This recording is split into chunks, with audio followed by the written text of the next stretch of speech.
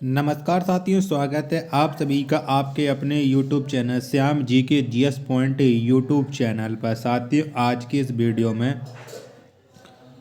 SSC GD भर्ती परीक्षा 2024 में पूछे जाने वाले जीके जीएस के अति महत्वपूर्ण प्रश्नों का प्रैक्टिस सेट लेकर के आया हूं।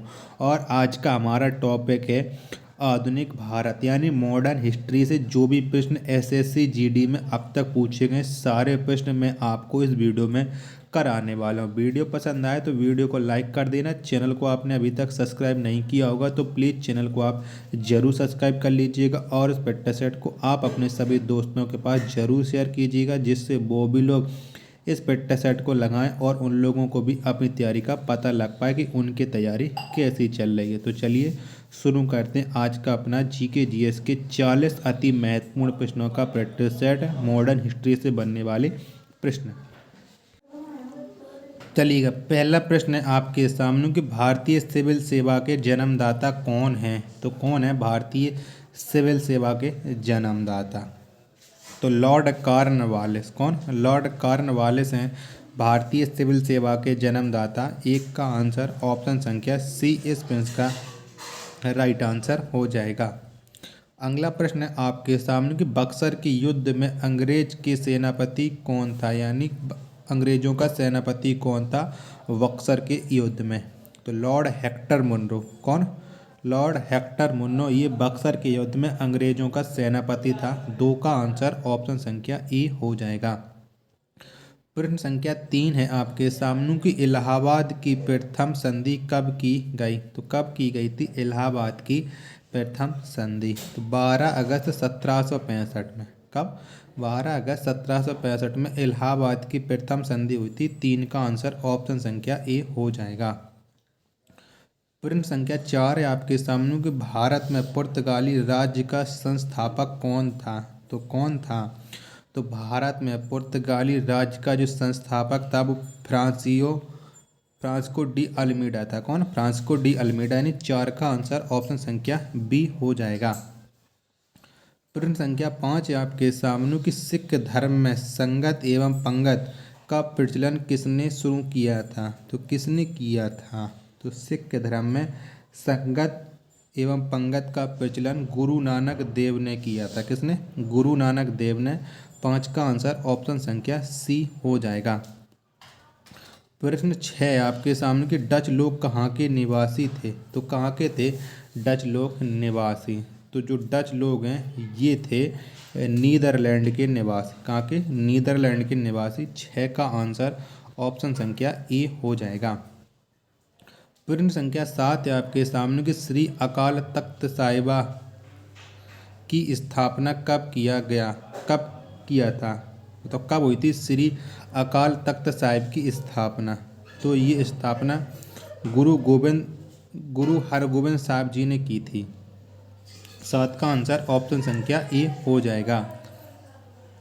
प्रश्न 8 है आपके सामने कि हिंद की चादर के नाम से किसे जाना जाता है? तो किसको जाना जाता है? तो हिंद की चादर के नाम से गुरु तेग बहादुर को। किसे? गुरु तेग बहादुर को जाना जाता है।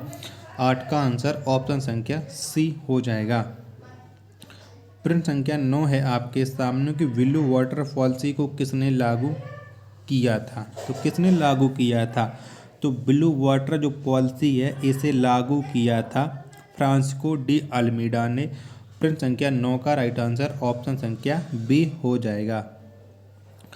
प्रश्न संख्या 10 है आपके सामने कि फ्रांसीसियों ने प्रथम फैक्ट्री कहाँ स्थापित किया? तो कहाँ पर स्थापित की थी फ्रांसीसियों ने प्रथम फैक्ट्री? तो ये स्थापित की थी इन्होंने सूरत में। कहाँ पर? सूरत में। 10 का आंसर ऑप्शन संख्या सी इस प्रश्न का राइट आंसर हो जाएगा। प्रश्न संख्या 11 है आपके सामने कि कोलकाता शहर या नगर की स्थापना किसने किया है? किसने की थी कोलकाता की स्थापना? तो इसकी जो स्थापना है वो जोब चौरनॉक ने की थी। 11 का आंसर ऑप्शन संख्या ए हो जाएगा। प्रश्न 12 है आपके सामने कि ईस्ट इंडिया कंपनी की स्थापना कब हुई थी? तो कब हुई थी ईस्ट इंडिया कंपनी की स्थापना? तो ईस्ट इंडिया कंपनी की जो स्थापना है वो स्थापना 1600 ईस्वी में हुई थी। कौन? 1600 ईस्वी में। 12 का आंसर ऑप्शन संख्या सी हो जाएगा। प्रश्न संख्या 13 है आपके सामने कि प्रथम फ्रांसीसी गवर्नर कौन था। तो कौन था? तो प्रथम फ्रांसीसी गवर्नर ये डुप्ले था। कौन? डुप्ले था। 13 का आंसर ऑप्शन संख्या बी इस प्रश्न का राइट आंसर हो जाएगा। चलिएगा, तो 14वां प्रश्न है आपके सामने कि भारत में स्थानीय स्वशासन के जनक हैं। तो कौन है भारत में स्थानीय स्वशासन का जनक? तो लॉर्ड रिपन। कौन? लॉर्ड रिपन है स्थानीय स्वशासन का जनक। 14 का आंसर ऑप्शन संख्या बी इस प्रश्न का राइट आंसर हो जाएगा। प्रश्न संख्या 15 है आपके सामने कि बक्सर का युद्ध किस वर्ष से हुआ था। तो कब हुआ था बक्सर का युद्ध, ये आपको बताना है। तो 1764 में बक्सर का युद्ध हुआ था। 15 का आंसर ऑप्शन संख्या ए हो जाएगा। प्रश्न 16 है आपके सामने कि बंगाल में द्वैध शासन की स्थापना किसने किया। तो किसने की थी? तो बंगाल में द्वैध शासन की स्थापना लॉर्ड क्लाइव ने की थी। किसने? लॉर्ड क्लाइव ने। 16 का आंसर ऑप्शन संख्या डी इस प्रश्न का राइट आंसर हो जाएगा। प्रश्न 17 है आपके सामने कि भारत में अंग्रेजी राज्य के वास्तविक संस्थापक किसे माना जाता है। तो किसको माना जाता है? तो भारत में अंग्रेजी राज्य का ये वास्तविक संस्थापक वारेन हैगिस्टन को माना जाता है। 17 का आंसर ऑप्शन संख्या डी हो जाएगा। अगला प्रश्न संख्या 18 है आपके सामने कि भारत का प्रथम गवर्नर जनरल कौन था। तो कौन था? तो भारत का प्रथम गवर्नर जनरल ये विलियम बेंटिंक था। कौन? William Bentinck. 18 का आंसर ऑप्शन संख्या सी हो जाएगा। प्रश्न 19 है आपके सामने कि भारत का प्रथम वायसराय कौन था। तो कौन था? तो भारत का जो प्रथम वायसराय था वो लॉर्ड कैनिंग था। कौन? Lord Canning. 19 का आंसर ऑप्शन संख्या डी हो जाएगा। प्रश्न संख्या 20 है आपके सामने कि हम्बुराबी कहाँ का शासक था। तो कहाँ का था हम्बुराबी? तो ये जो हम्बुराबी है ये बेबीलोन का शासक था। कहाँ का? बेबीलोन का। 20 का आंसर ऑप्शन संख्या डी इस प्रश्न का राइट आंसर हो जाएगा।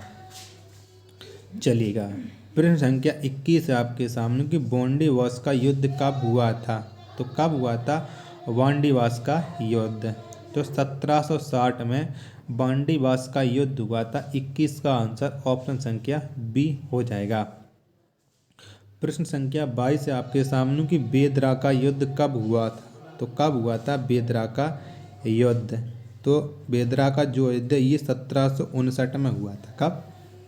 1759 में बेदरा का युद्ध हुआ था। 22 का आंसर ऑप्शन संख्या सी इस प्रश्न का राइट आंसर हो जाएगा। प्रश्न संख्या 23 है आपके सामने कि खालसा पंथ की स्थापना किसने किया था। तो किसने की थी खालसा पंथ की स्थापना? तो गुरु गोविंद सिंह। किसने? गुरु गोविंद सिंह ने खालसा पंथ की स्थापना की थी। 23 का आंसर ऑप्शन संख्या डी हो जाएगा। प्रश्न संख्या 24 है आपके सामने कि इलवर्ट बिल विवाद किसके शासनकाल में हुआ था। तो किसके शासनकाल में हुआ था? तो इलवर्ट बिल विवाद ये जो हुआ था ये लॉर्ड रिपन के शासनकाल में हुआ था। 24 का आंसर ऑप्शन संख्या डी हो जाएगा। प्रश्न 25 है आपके सामने कि फ्रांसीसियों और अंग्रेज के बीच बांडीवास के युद्ध में अंग्रेजी सेना का नेतृत्व किसने किया। तो किसने किया था? तो फ्रांसीसी और अंग्रेजों के बीच जो बांडीवास का युद्ध हुआ था इसमें अंग्रेजी सेना का नेतृत्व आर्यकूट ने किया था। और किसने? आर्यकूट ने। 25 का आंसर ऑप्शन नंबर डी हो जाएगा। चलिएगा, तो प्रश्न संख्या 26 है आपके सामने कि प्रथम कर्नाटक युद्ध 1746 और 48 के बीच हुआ था कि समाप्ति किस संधि के माध्यम से हुई।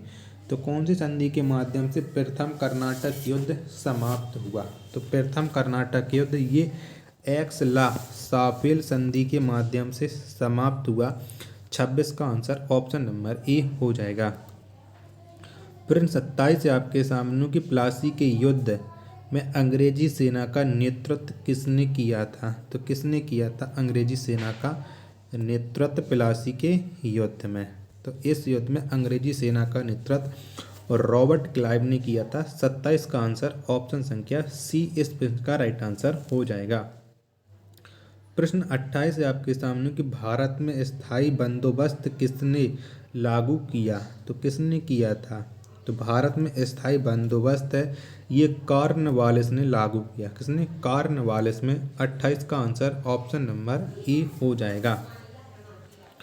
प्रश्न संख्या 29 है आपके सामने कि गुरु गोविंद सिंह का निधन कहाँ पर हुआ था, तो कौन सी जगह पर हुआ था गुरु गोविंद सिंह का निधन। तो इनका निधन है ये नांदेड़ में हुआ था। कहाँ पर, नांदेड़ में। 29 का आंसर ऑप्शन नंबर डी इस प्रश्न का राइट आंसर हो जाएगा। साथियों वीडियो पसंद आ रही है तो प्लीज़ वीडियो को एक लाइक, कमेंट, चैनल को सब्सक्राइब करना ना भूलें। प्रश्न संख्या 30 है आपके सामने कि पिंडारियों का दमन किसने किया था, तो किसने किया था पिंडारियों का दमन, ये आपको बताना है। तो पिंडारियों का जो दमन किया था वो लॉर्ड हैंगस्टन्स ने किया था। 30 का आंसर ऑप्शन नंबर डी हो जाएगा। प्रश्न 31 है आपके सामने कि नरबलि प्रथा पर रोक किसने लगाया, तो किसने लगाई थी नरबलि प्रथा पर रोक। लॉर्ड हार्डिंग प्रथम ने नरबलि प्रथा पर रोक लगाई थी। 31 का आंसर ऑप्शन नंबर ए हो जाएगा। प्रश्न संख्या 32 है आपके सामने कि भारत में सती प्रथा का अंत किस गवर्नर जनरल के द्वारा किया गया, तो कौन से गवर्नर जनरल ने सती प्रथा का अंत किया था। तो लॉर्ड विलियम बेंटिंक ने किया था। 32 का आंसर ऑप्शन नंबर डी इस प्रश्न का राइट आंसर हो जाएगा। प्रश्न संख्या 23 है आपके सामने कि सिराजुद्दौला के प्रमुख सेनापति कौन था, तो कौन था सिराजुद्दौला का प्रमुख सेनापति, तो मीर जाफर था। कौन, मीर जाफर था। 33 का आंसर ऑप्शन संख्या सी हो जाएगा।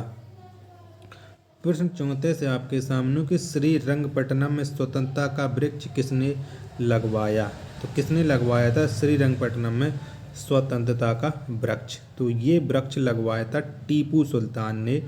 34 का आंसर ऑप्शन नंबर बी इस प्रश्न का राइट आंसर हो जाएगा। प्रश्न संख्या 35 है आपके सामने कि तृतीय कर्नाटक युद्ध 1758 से 63 के बीच लड़ा गया था। तो तृतीय कर्नाटक युद्ध किस संधि के द्वारा समाप्त हुई, तो कौन सी संधि के द्वारा हुई थी तृतीय कर्नाटक युद्ध समाप्त, तो ये पेरिस की संधि के तहत हुआ था। 35 का आंसर ऑप्शन नंबर ए हो जाएगा। प्रश्न संख्या 36 है आपके सामने कि टीपू सुल्तान ने राजधानी कहाँ स्थापित किया था, तो इनमें से कौन सी जगह पर टीपू सुल्तान की राजधानी थी, तो ये आर्कट में थी। कहाँ पर, आर्कट में, यानी 36 का जो नहीं सॉरी टीपू सुल्तान की राजधानी श्रीरंगपट्टनम थी। माफी चाहता हूँ मैंने आर्कट गलत पढ़ दिया, श्रीरंगपट्टनम थी। 36 का आंसर ऑप्शन संख्या सी हो जाएगा।